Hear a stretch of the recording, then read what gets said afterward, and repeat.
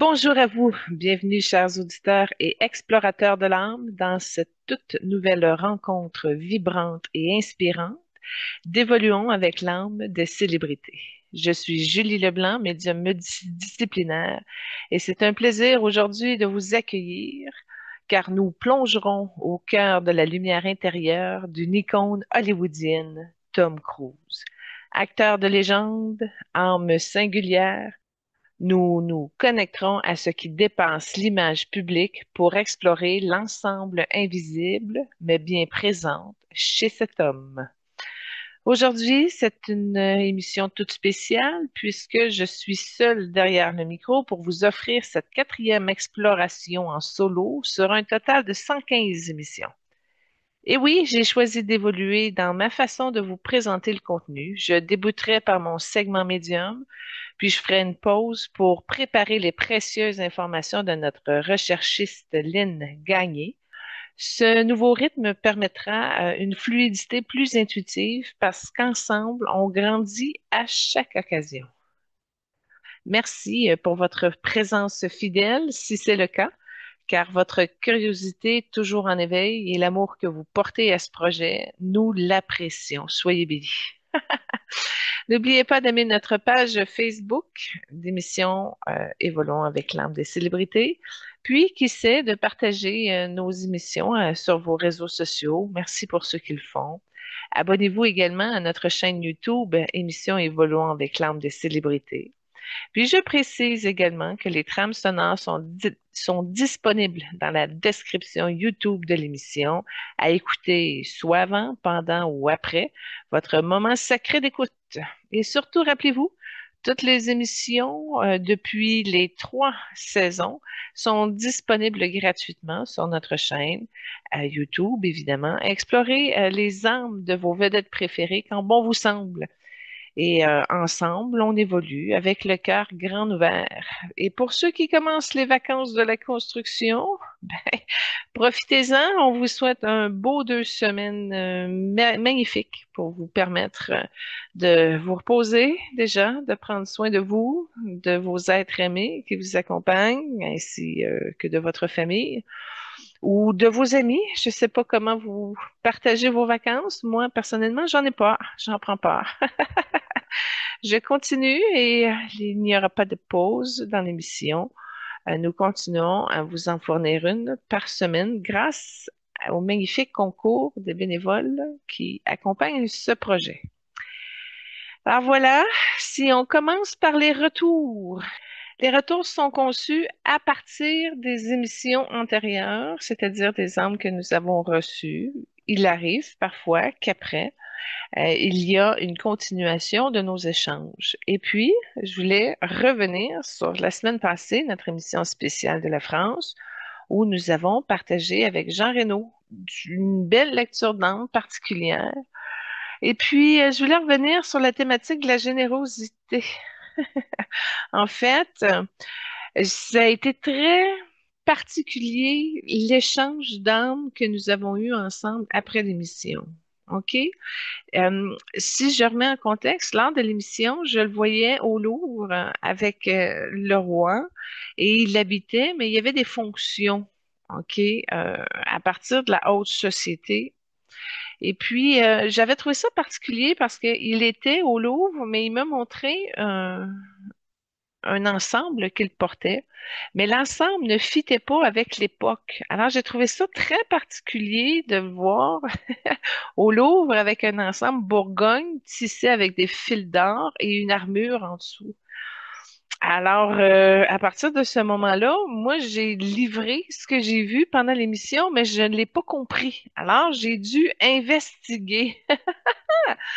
J'ai fait une recherche en énergie, évidemment, pour essayer de m'expliquer qu'est-ce que j'avais vécu parce que pour moi, c'était une nouvelle expérience. Puis quand on commence en énergie, en éveil, en conscience, en médiumnité, en spiritualité, veut pas, ça nous débarque d'une zone de confort de ce que notre rationalité apparaît comme cohérent et logique. Mais j'ai appris à surpasser et à redimensionner tous les aspects qui peuvent créer des limites mentales. et pour arriver à ce qui est livré par l'âme, qui est complètement différent de ce qu'on peut nous concevoir. Et si j'ai été testée parce que, bon, j'avais l'habitude de me déployer et d'arriver à d'autres choses, mais là, vu que c'est en une émission publique, je me suis dit, mon Dieu, les gens vont avoir le même problème de logique que le mien. Alors, tout ça pour dire que j'ai pu retracer avec l'âme de Jean Renaud euh, une incarnation à la fin du Moyen Âge, dans les années 1389, et ça a monté au-delà des années 1400. OK?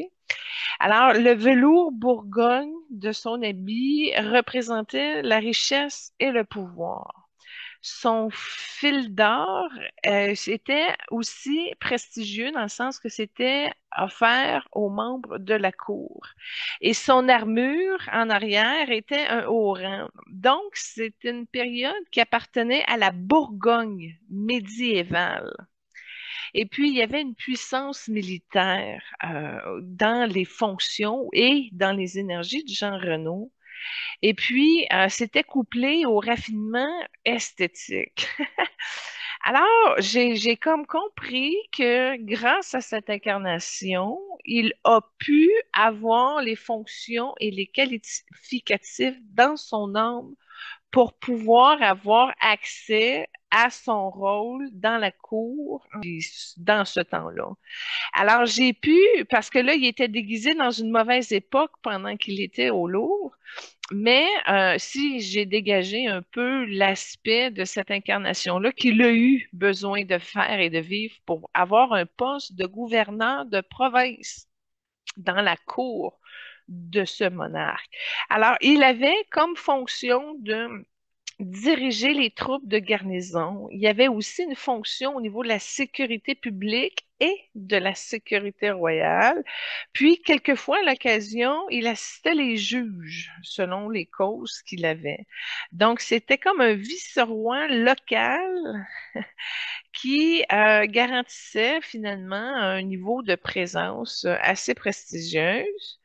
Puis, OK, c'est là où ce que ça se complique un peu, mais que vous allez bien comprendre. Alors, son poste dans la Bourgogne médiévale, plus son gouverneur de province qu'il a eu, a été les raisons qui ont pu permettre à l'âme de transcender les connaissances nécessaires pour pouvoir avoir le rôle dans ces trois séries des visiteurs. Alors oui, c'est particulier.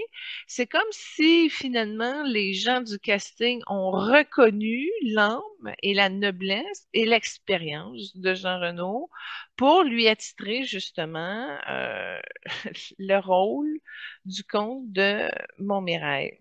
Quand il a fait sa série de voyageurs, OK? Bien que son âme habituellement soit jaune et rouge, là, dans cette particularité de ce projet-là, la trilogie des films, il a comme changé de vibration et rentré beaucoup avec les bleus cobalt le temps du projet. Donc, ça a permis, si on peut dire, de recontacter les fréquences vibratoires d'âme qu'il a eues dans ces incarnations-là et qui a ramené finalement en étant jaune en haut et rouge à la base. Alors, il a réussi un tour de force parce que lorsqu'il faisait partie de la Bourgogne et de la cour du roi Louis, il y a eu comme quelque chose qu'il n'a pas réussi à atteindre dans son sentiment d'accomplissement personnel. Et le fait qu'il a aujourd'hui ramené, dans le fond, la partie médiévale dans le cadre du projet des visiteurs, il a réussi à satisfaire les besoins de reconnaissance qu'il avait, qu'il n'avait pas eu dans ces deux incarnations-là. Fait que c'est comme si c'était une trajectoire plus facile, donc sans avoir la responsabilité et en entrant dans la peau d'un personnage, que cette série de films-là ait connu un succès vraiment phénoménal, en tout cas pour un film français. Alors, il a réussi à rejoindre la cerise qui lui manquait de son expérience avec le besoin de reconnaissance qu'il a eu. Fait que finalement, comme si cette expérience-là s'avait déroulé dans trois incarnations qui se couplaient. Et là, on a travaillé, dans le fond, la satisfaction à son nombril. On a réussi à aider sa lignée à se dégager. Et puis, en même temps, il s'est dégagé vibratoirement, c'est une chose, mais il s'est aussi dégagé de ses vieilles histoires. Il y avait des fonds de tristesse, il y avait des mécanismes de défense, il y avait un paquet d'affaires qui a accepté d'illuminer et ça a pris à peu près 45 minutes au programme. Et dans ça, ça a été particulier parce que il m'avait montré en énergie après l'émission une espèce de portail multidimensionnel avec beaucoup de bourgogne, de doré et des gros dragons. Donc, il y a une partie cosmique qui a accès à un héritage et une puissance de sagesse cosmique. Et là, il m'a invité à rentrer dans la porte, mais j'ai dit c'est une partie remise. C'est une partie remise parce que je voulais me concentrer sur l'évolution. Puis je savais que si je rentrais dans ce courant-là et que je le suivais, là, j'aurais beaucoup, beaucoup de transformations et ça aurait apporté une certaine différence dans la manière que ben, de l'expérience se serait profilée. Alors, ça va être un à suivre.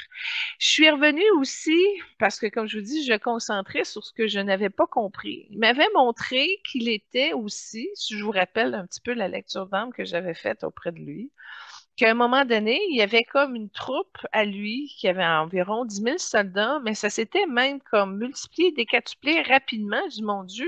Mais là, je comprenais pas l'histoire, puis j'étais pas capable de la rattacher, dans le fond, dans les trois incarnations précédentes que je viens de parler. Alors, c'était une autre mémoire qui date, elle, du 13e siècle. Alors, il a été responsable dans un empire mongol. C'était des batchs de 10 000 soldats, mais à un moment donné, quand ils mettaient ensemble, puis qu'il y avait une réunion, exemple, de l'armée au complet, ben là, justement, euh, ils se retrouvaient 200 000. Il y avait une responsabilité au niveau de la coordination, entre autres à ce moment-là. Puis, ce que j'ai compris de ce qu'il avait développé par rapport à ça, c'était un genre de commandement centralisé. Alors, c'était dans les tactiques militaires, si on peut dire, de l'Empire mongol. Et puis, ça a comme dirigé d'immenses forces sur plusieurs fronts. Alors, il a comme contribué à l'innovation de tactiques et de stratégies militaires dans une puissance quelconque dans les années 1300. Alors, concernant Jean Renaud, ça a été vraiment quelque chose de particulier comme expérience et j'ai quand même trouvé très généreux de prendre le temps de me démêler tout ça et de m'amener à comprendre la finesse de son intelligence et de son raisonnement. Et puis, bon, pour revenir à la générosité, c'est quelque chose qui venait d'un blocage de sa lignée maternelle. Puis en même temps, c'est la culture de l'argent au fil du temps. Alors, c'est comme un principe premier d'économie, de croissance de l'héritage, mais en même temps dans une retenue d'un gros morceau. Mais c'est un héritage de lumière blanche, c'est-à-dire que l'énergie de l'argent chez lui est blanche. Donc, on voit qu'il y a une culture de lumière, de l'argent derrière de tout ça, et ils m'ont assuré de lui faire confiance qu'il y a un coup de théâtre spectaculaire qui va arriver soit avec son legs ou soit dans sa conception de la générosité. Alors, c'est comme un trésor caché qu'il réserve et qu'il chérit dans une haute fréquence lumineuse et qui va arriver à quelque chose de surprenant. En fait, ça va surprendre tout le monde. Alors, c'est comme si il, il voulait que je l'acquitte comme étant un être généreux, même si c'est quelque chose qui, à la surface de la matière, ne paraît pas du tout à aucun niveau. Ben, probablement avec ses proches et sa famille, mais encore là, on voit que c'est calculé, puis en tout cas, ça fait partie de son plan. Bref, c'était une générosité que je ne connais pas et qui est assez nouvelle pour moi. Alors, je dis oui, il n'y a pas de problème, je vais prendre le temps de de la connaître, ta générosité. Puis, qui sait, va peut-être m'aider à développer mon don de ma générosité, quoique il est assez ouvert. Deuxième retour concernant notre magicien qu'on a fait, Harry Houdini. Ça, j'ai été vraiment très honorée. C'est la première fois qu'il prenait du temps pour développer quelque chose avec moi depuis qu'on l'a fait à l'émission.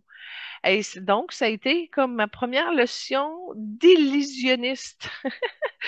Il m'a ouvert des murs, il m'a amené à de la déconstruction mentale pour capter les subtilités énergétiques, même si on dépasse ma conception actuelle. En d'autres mots, vu que je suis arrivée avec Jean Renaud à une sorte de mon Dieu, il se passe quelque chose de nouveau que je ne comprends pas, mais que j'aimerais qu'on m'explique pour développer la vision d'ensemble, ce que j'ai fait avec vous avant. Mais tout de suite après, c'est Harry Houdini qui est venu m'aider à déconstruire des schèmes mentaux dans mes énergies pour arriver à capter le subtil, même si ça ne paraît pas.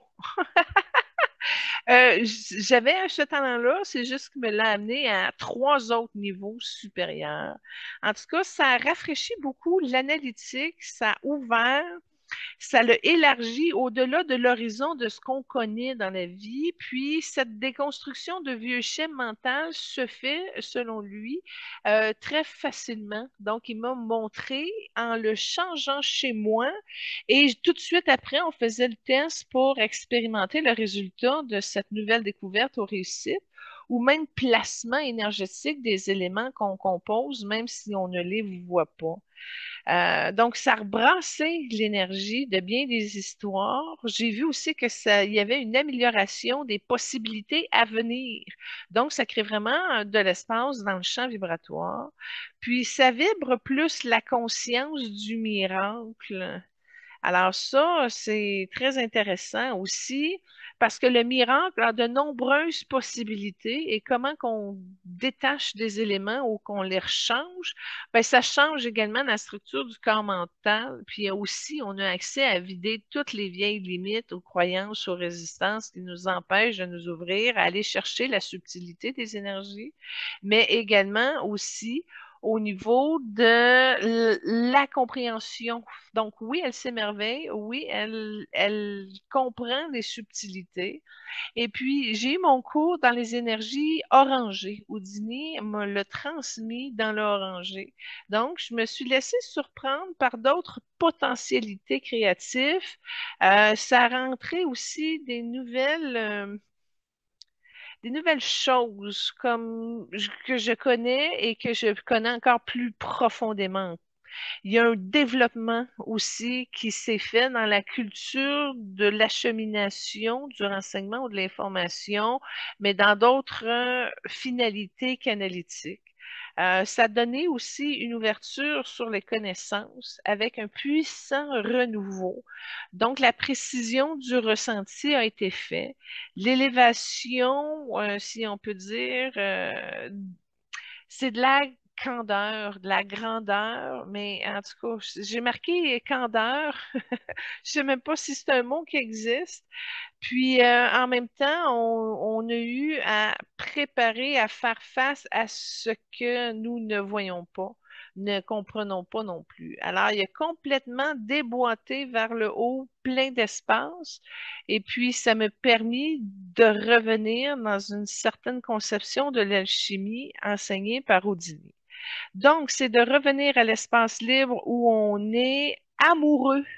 Il y avait beaucoup d'amour là-dedans. Puis ça a été encadré difficilement dans ma conscience parce que ça a augmenté mes énergies dans ma structure. Donc, c'est encore plus performant. Et puis, tout ça pour dire que ça s'est complété avec un troisième retour.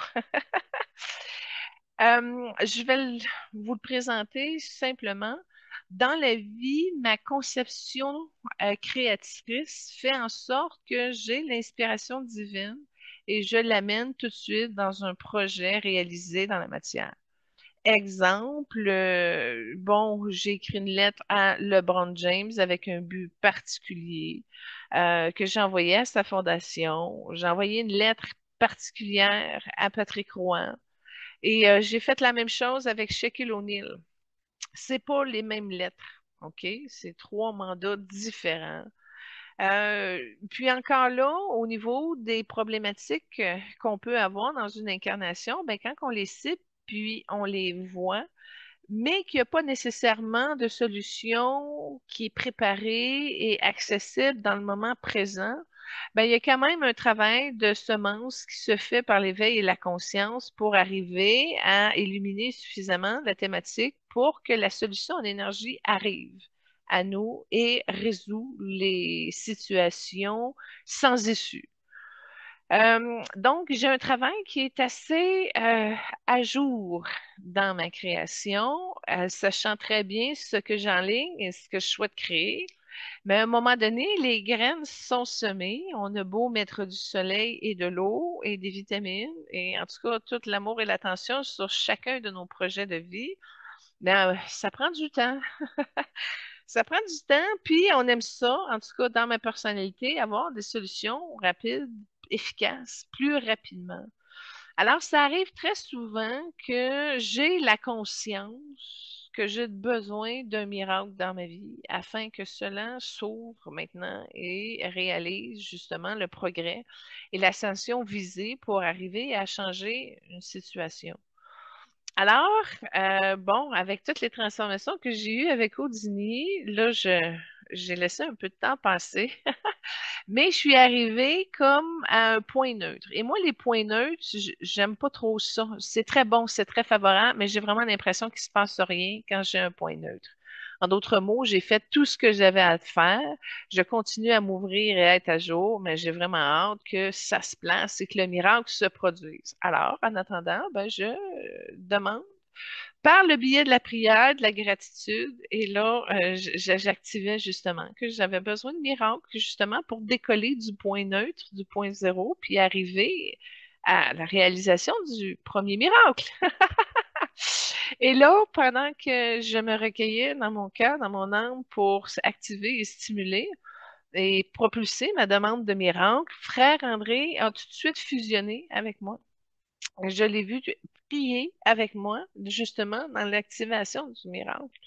J'ai trouvé ça tellement touchant, tellement beau. Alors, je l'ai vraiment béni dans ma gratitude de m'accompagner pour amener une force, justement, à ma demande, à, à ma prière de miracle. Et il y a peut-être un petit 5 minutes où ce que ça a bien fusionné. J'ai demandé. Puis là, pendant 5 minutes, l'énergie travaille. Moi, tu sais, il y a un coup que la prière est faite, je la traîne pas, là. Fait que là, pendant 5 minutes, j'ai laissé les énergies activées. Et là, Frère André est vert, hein, si vous vous rappelez de l'émission. Et puis, 5 minutes plus tard, le rose a embarqué. Puis quand j'ai vu le rose embarquer, je me suis fait, oh wow, quelle belle combinaison d'amener la guérison et l'amour à ma demande de miracle. Et derrière le rose, j'ai reconnu l'âme de Teresa qui, elle aussi, a activé pour ses miracles à elle qu'elle portait en son cœur. Donc, c'est comme si c'était devenu une recette de plusieurs miracles. Et quand mon âme, j'acquiesçais à ces miracles, elle aussi, pour lesquels elle priait, comme si c'était devenu un gros paquet de miracles en prière collective jusqu'à temps que le blanc jaune un petit peu doré se joigne à nous avec Jean-Paul II que nous avons aussi fait dans le cadre d'une émission précédente. Alors là, on s'est retrouvés comme avec trois belles couleurs en osmose, favorisant le miracle. Et là-dedans, il y avait une grosse clé de guérison pour la libération des femmes.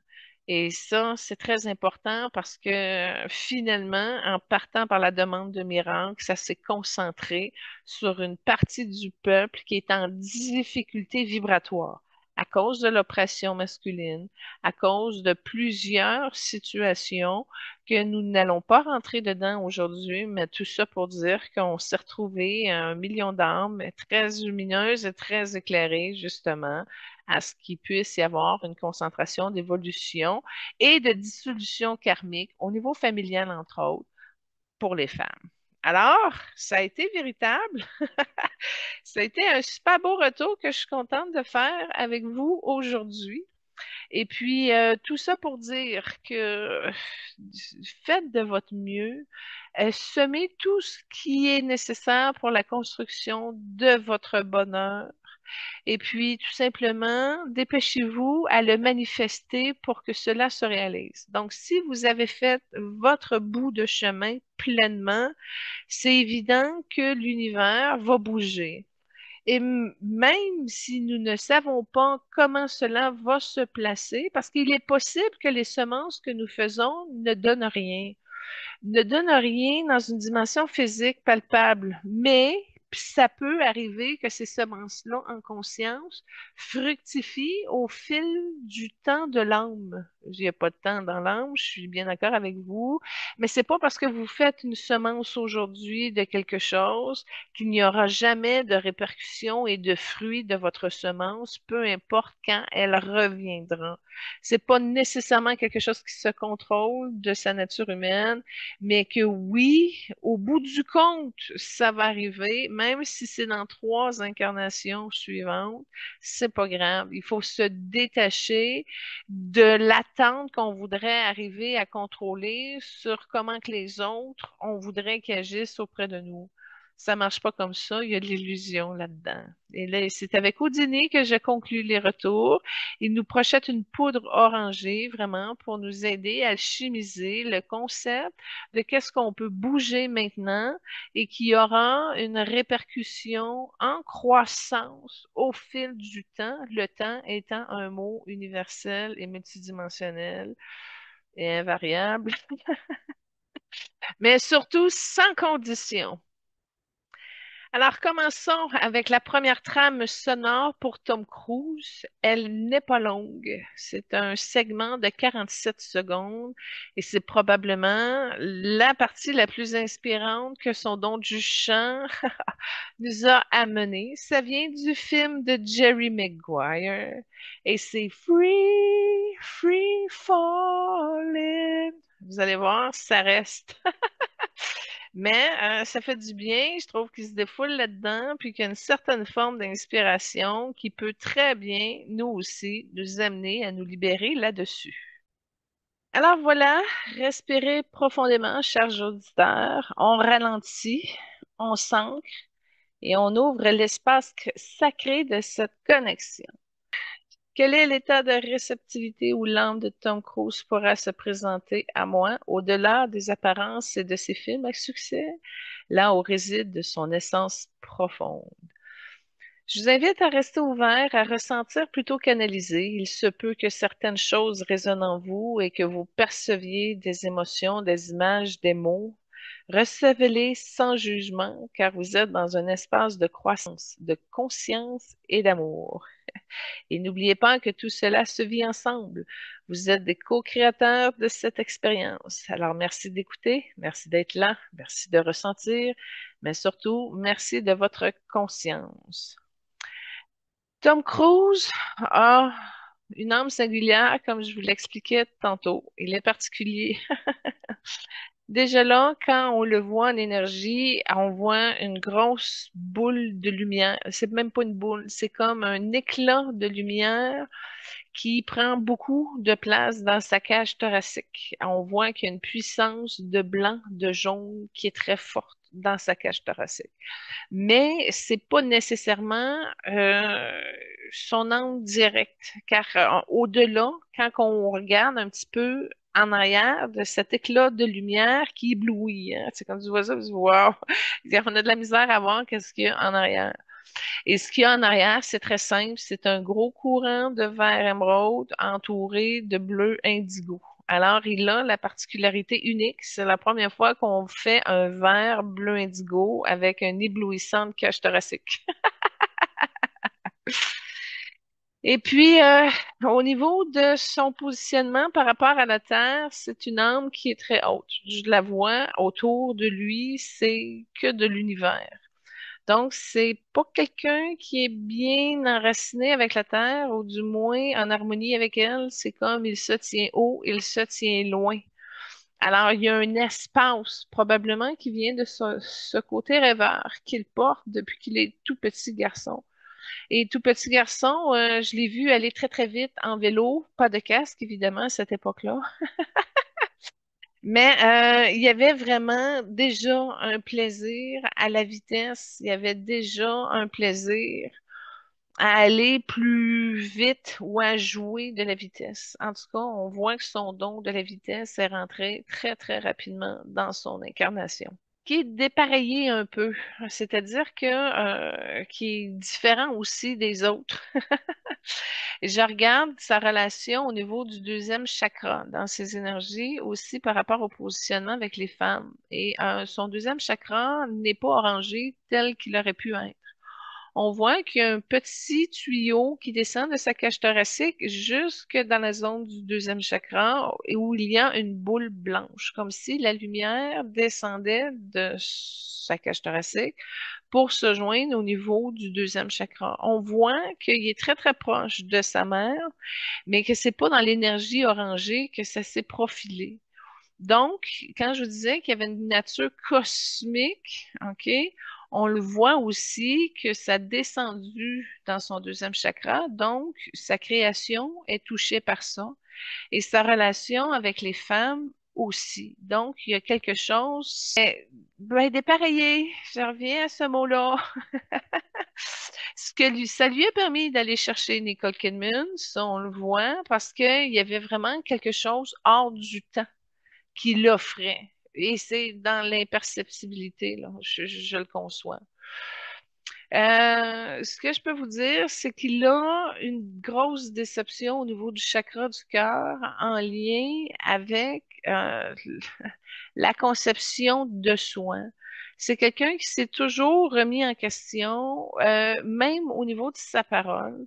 Bien qu'il a un petit côté gay, gaieté, hein, il est capable d'être heureux et pleinement satisfait de qui il est. La question n'est pas là. Mais la déception par rapport à certaines lourdeurs, il y en a au niveau administratif, il y en a au niveau des tâches personnelles qui sont filtrées au niveau de l'ego. Mais en même temps, il y a comme un genre d'embarras qui soutient ses trajectoires d'avenir. Bon, l'embarras, je pourrais le décortiquer, mais je le vois que dans son fil, lui est interprété de façon unique et vient investir une petite boule à son troisième œil. En revanche, cette petite boule-là affecte ou influence certains de ses calculs et puis en même temps, c'est tout rehaussé dans son énergie spirituelle du bleu indigo. Donc, il y a comme une connaissance et un savoir qui est franc, mais son bleu indigo pourrait être plus beau. On dirait qu'il manque, si on peut dire, certains concepts plus universels qui lui permettrait de rendre son bleu indigo magnifique et majestueux et étincelant. Et malgré tout son bon vouloir et sa bonne motivation, dans la manière où il est un petit peu dur à arrêter ou à changer sa trajectoire à un autre niveau. À ça, c'est une difficulté qu'il a dans son verre. Donc, je ne crois pas que ça va être dans cette incarnation-ci où il va trouver le moyen d'illuminer son bleu. Et ça lui donnerait la combinaison parfaite pour être totalement et pleinement heureux. Il y a encore de la misère à s'investir dans la matière à cause de sa déception, qui devient comme un concept inné et qui juge avec son mental difficilement résoluble. Par contre, on voit qu'il y a de la foi, on voit qu'il a essayé de le travailler, mais dans la direction où il est, probablement la scientologie a aussi ses limites. Je vais faire une parenthèse par rapport à la scientologie parce qu'on a eu plusieurs invités que nous avons faits, entre autres, qui étaient en lien avec cette religion-là, parce que c'est ça, c'est une c'est une forme de religion. J'ai eu une cliente qui a déménagé à Los Angeles pour pouvoir développer sa carrière de chant. Et elle s'est faite recruter justement par le processus de la scientologie. Et ce que j'avais vu avec elle, c'est que premièrement, ils lui permettent d'avoir l'espoir d'atteindre un succès matière. comme si le fait de rentrer dans la scientologie, ça donnait un coup de main au niveau des contacts ou des relations pour que ce que tu essayes, exemple un film, une chanson, un album, quelque chose, ben, t'amène à des opportunités d'être célèbre. Donc, viens avec nous au Scientologie. On va faire un lancement de ta chanson, de ci, de mi. Mais ce qu'elle s'était vite rendue compte, c'est que sa carte de crédit s'était vite remplie et qu'elle a été embarquée dans un paquet d'ateliers de relations, d'aide avec soi-même. Puis là, ben, ça joue aussi avec, bon, la psyché, etc. Mais sans rentrer dans les détails comme tels, j'ai vu le dommage énergétique que ça avait fait chez ma cliente et on a été obligé de travailler les liens pour les détacher, pour enlever le vampirisme, justement du contrôle et du monopole qui était en train de se prendre et de se généraliser dans l'énergie de ma cliente. Alors, on était en mesure de détacher des entités puissantes et pas très belles. Et il y en a à plusieurs strates et niveaux selon la hiérarchie de l'Église.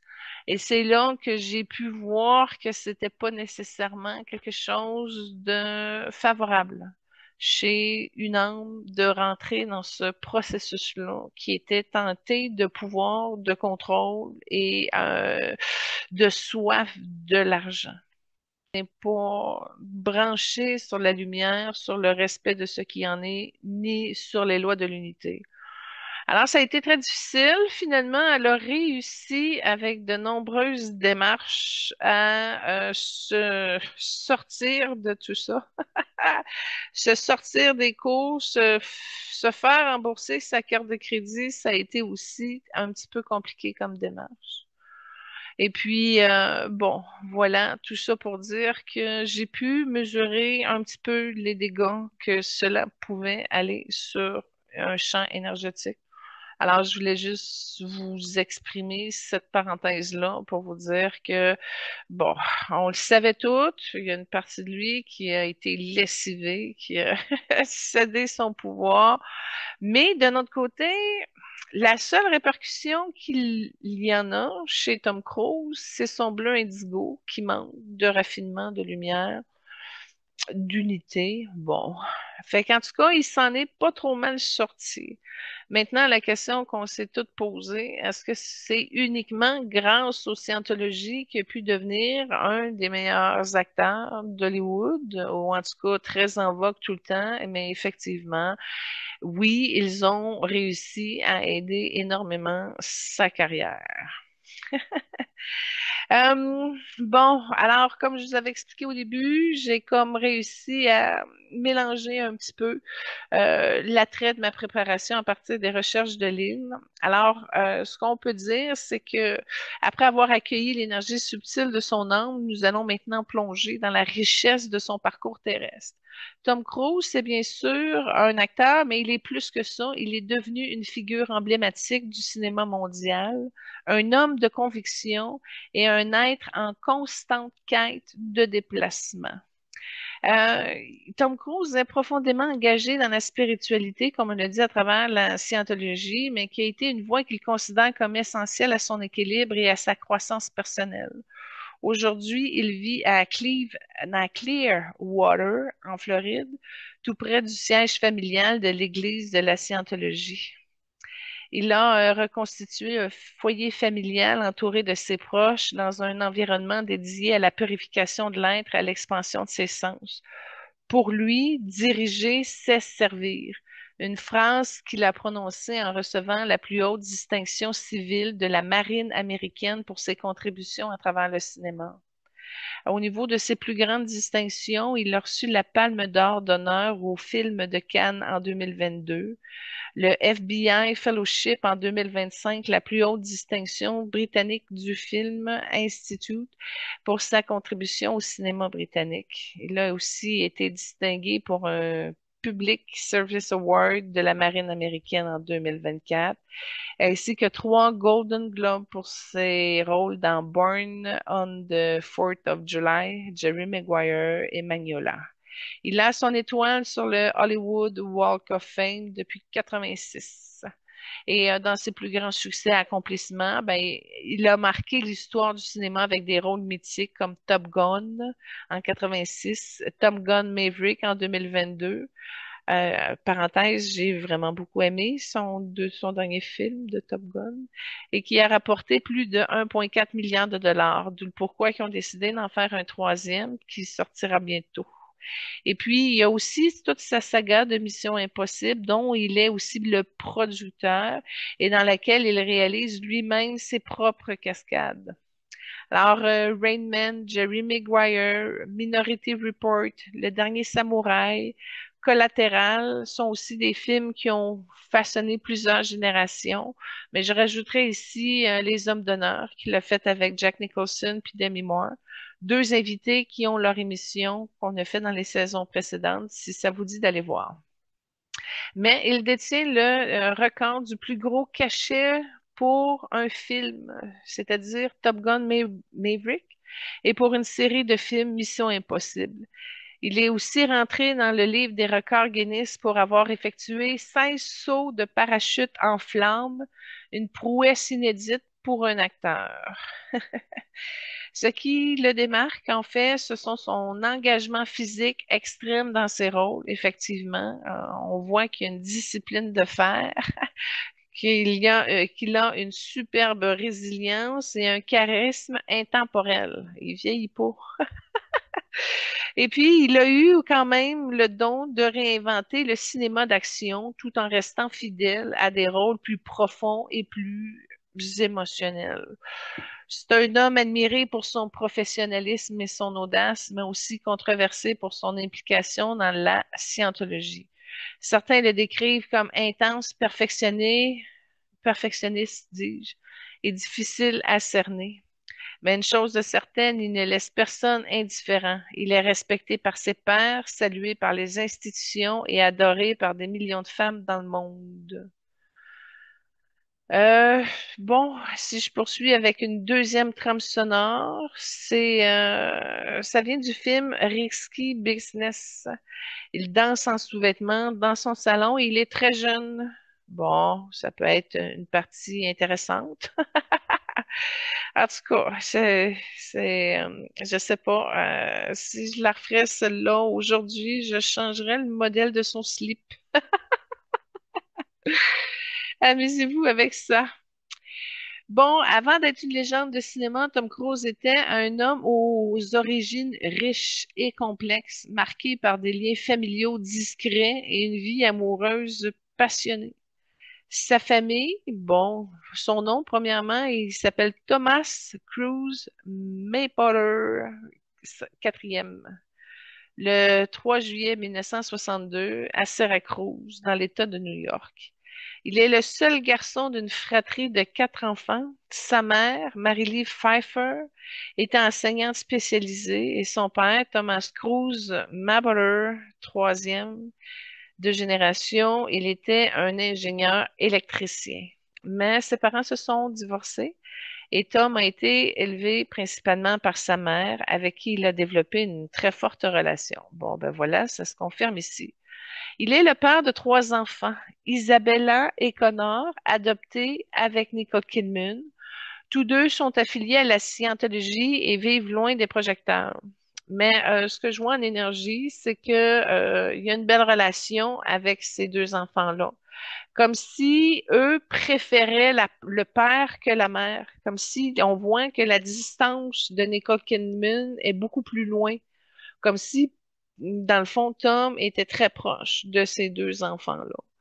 Puis, il a eu aussi Suri, sa fille biologique, avec Katie Holmes, mais il n'a plus de contact depuis leur séparation en 2012. Donc, il est très loin de Suri et je vais vous avouer, il est malheureux de ça. Il est pris. Tantôt, je vous parlais d'une déception, ben, cette énergie-là tape dans la déception. Mais ce qui est magnifique, c'est que c'est blanc. OK? Donc, oui, il n'est pas d'accord avec ça, mais il n'est pas pogné dans des émotions négatives. J'arrive même pas à voir de traces karmiques tellement c'est illuminé. Donc, il a réussi quand même, ben, il n'est pas satisfait, il n'est pas content de ce résultat-là, mais il a réussi à ne pas s'accrocher dans cette distance-là. Puis ce que je vois, parce que j'ai été voir pourquoi que Katie Holmes, elle tient loin, c'est tout simplement parce qu'elle a peur de l'instabilité inculquée auprès de la scientologie. Fait que c'est comme si Suri a été obligée d'enlever sa fille, non point à cause du père, mais surtout à cause du père qui vient avec la scientologie. Bon, alors il a des racines anglaises, allemandes, irlandaises, alsaciennes et même suisses. Son trisaïeul, je sais pas c'est quoi, Georges Ramès, né à Lambach, en Alsace, avant d'émigrer aux États-Unis au X1Xe siècle. Sa généalogie relève des ancêtres artisans, sabotiers, charbonniers, tisserands et commerçants venus de toute l'Europe. Il a aussi des liens avec l'acteur William Mapother, son cousin. Bon, je reviens un peu. J'ai vu quelque chose au niveau de son don de l'entrepreneur. Il y a des commerçants dans sa famille, mais lui, il l'a développé à un supra-niveau grâce au soutien du bleu indigo et du blanc. Alors, bon, là, je vois l'influence du blanc à plusieurs niveaux. Ça me tente quasiment de dire que Tom Cruise est trois couleurs. Je le soupçonnais deux couleurs, mais là, je l'avance. On a un trois couleurs officiel. Puis son don de commerçant est très développé. J'ai hâte d'aller plus loin, voir sa fortune et ses causes. Bon, on peut y aller avec des amours officiels maintenant. Bon, je vous le dis tout de suite, quand j'ai dit ça, j'ai vu que le cœur scindé en deux. Fait qu'il y a le cœur brisé, puis c'est pas réparé encore. Mais on voit qu'il y a un cœur rouge. Fait que tantôt, il disait, oui, c'est passionné, effectivement. Quand tu as du cœur rouge, c'est passionné. Malheureusement, c'est passionné, mais c'est pas de l'amour inconditionnel, ni de l'amour véritable du vert émeraude. Donc, son cœur est blanc déchiré en deux avec un cœur rouge à côté. C'est la première fois que je vois ça, en fait. Un beau Sacré-Cœur normal, de base, là, c'est vert émeraude. Fait que techniquement, s'il avait pris conscience de son cœur fendu en deux, puis qu'il l'aurait travaillé à une certaine dose d'humilité, il y a de la culpabilité là-dedans, il y a du ressenti. Bon, il aurait pu comme arriver à se dégager un peu, là, puis à rentrer dans une nature véritable au niveau de son cœur. Mais tout ça pour dire que il a eu, ah, ok, il a eu une relation avec Minnie Rogers, celle qui a joué dans Le Destin de Will Hunting avec Robin Williams, puis Matt Damon, puis Ben Affleck. Bon, c'est elle qui l'a initié à la scientologie. Nicole Kidman, 1990-2001, avec qui il a partagé une décennie de vie avec deux enfants. Et de 2006 à 2012, il a aussi vécu avec Katie Holmes, la mère de Suri. Mais il y a eu aussi des relations avec Penelope Cruz, sa partenaire dans Vanilla Day. Ce que je vois, elle est pas contente. Ça finit brusquement. Elle l'a éjecté, puis je suis pas sûre qu'il sache pourquoi. Oh mon Dieu, il a eu une relation avec Cher, qui l'a décrit comme l'un de ses meilleurs amants. Ah, vous saviez pas ça, vous non plus, que Cher puis Tom Cruise, hein?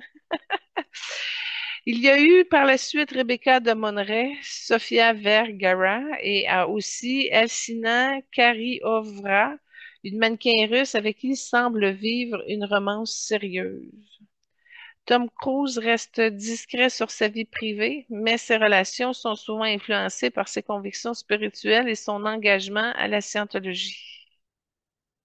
C'est l'un des acteurs les plus riches et les plus influents d'Hollywood. En 2025, sa fortune est estimée à 1,4 milliard de dollars. C'est la richesse colossale, provient de plusieurs sources. Au niveau du cinéma, plus de 400 millions d'euros grâce à ses rôles dans des blockbusters comme Tom Gunn et Mission Impossible. Au niveau de la production aussi, il y a environ 150 millions d'euros via la société Cruise Wagner Production. Il y a eu des publicités, des partenariats comme 50 millions d'euros avec des marques comme BMW et CoverGirl. Ça aurait été spécial de voir la publicité de CoverGirl qu'il a faite. En tout cas, si vous avez vraiment de l'imagination, vous allez finir comme moi et en rire un peu. Immobilier, il possède ou a possédé plusieurs propriétés de luxe, entre autres à Beverly Hills, Telluride, Clearwater et New York. Puis au niveau de l'aviation, ben, il est un pilote certifié et il possède son jet privé qui s'appelle Gulfstream, estimé à 50 millions d'euros. Malgré sa discrétion, Tom Cruise est très actif dans le domaine philanthropique. Il soutient plus de 12 organisations caritatives et 15 causes majeures. Bon, on ne les fera pas toutes, mais en tout cas, éducation et alphabétisation. Il aide les jeunes à surmonter de la dyslexie, un trouble qu'il a lui-même affronté. La santé des enfants, comme des soutiens à des fondations comme l'UNICEF, Lollipop Theaters Network et Barbara Davis Center for Children's Diabète. Il aide les victimes. En tout cas, il a participé au Téléthon américain pour les Tribute to Heroes après les attentats du 11 septembre. Il y a des actions spontanées aussi. Il a payé des frais médicaux d'une victime d'un accident en 96 et a sauvé des personnes d'un bateau en feu près de Capri. Et puis, il travaille aussi au niveau de la mémoire et de la tolérance, récompensé par le Simon Wiesenthal Center pour son engagement envers la mémoire de soi et la lutte contre l'intolérance. Bref, il incarne une dualité fascinante, une star au sommet de la réussite matérielle, mais aussi un homme engagé dans des causes profondes et humaines.